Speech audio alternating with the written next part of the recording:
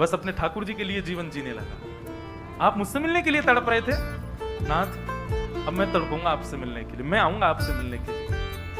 और निकल पड़े सदन कसाई जगन्नाथपुरी की ओर। पूछा लोगों से, कहां है पुरी? लोगों ने दिशा बता दी। बोले वहीं विराज रहे हैं जगत के नाथ, वहीं विराज रहे हैं साक्षात नंदन नंदन। एक सदन कसाई निकल पड़ा जगन्नाथपुरी की यात्रा पर।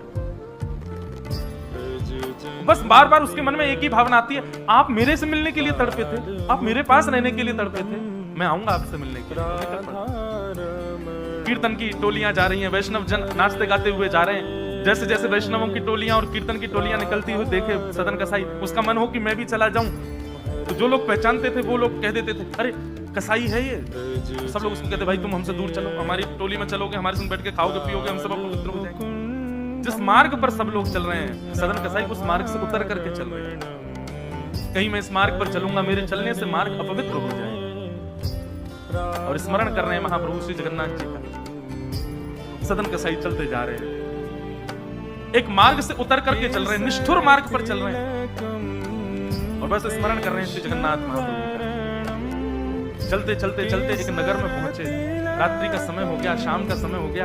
तो एक भवन बना था, घर बना था, उसी के बाहर ही सदन कसाई बैठ गए। सदन कसाई का रूप बहुत सुंदर था। नेत्र, उनके केश, उनके मुख की आकृति, उनकी भुजाएं बहुत सुंदर थी। भले ही कसाई थे पर सुंदर थे।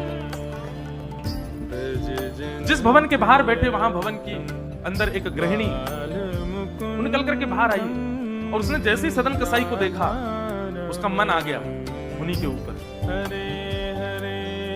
शाम का समय, सदन कसाई को लोभ देने लगी और उसने इशारा करके कहा कि भीतर आ जाओ। सदन कसाई ने उसकी ओर देखा और उनके मन में तो बस जगन्नाथ जी बैठे हैं, कोई ऐसा भाव तो दूषित था नहीं।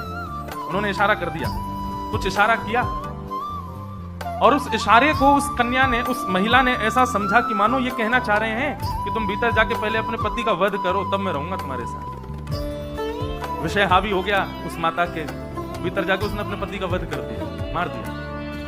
बाहर आकर के सदन कसाई से कहा, अब तो चलो, मैंने अपने पति को मार दिया, चलो मैं और तुम ब्याह कर लेते हैं। सदन कसाई बोला, देवी ये तूने क्या किया?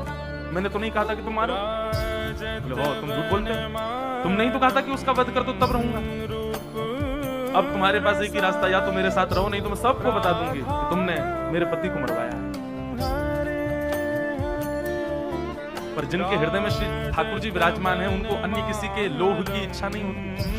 उन्होंने कहा, ज्यादा से ज्यादा मार दोगी मुझको और क्या, बदनामी होगी, सब होगा, लेकिन मैं अपनी स्थिति से नहीं हट सकता।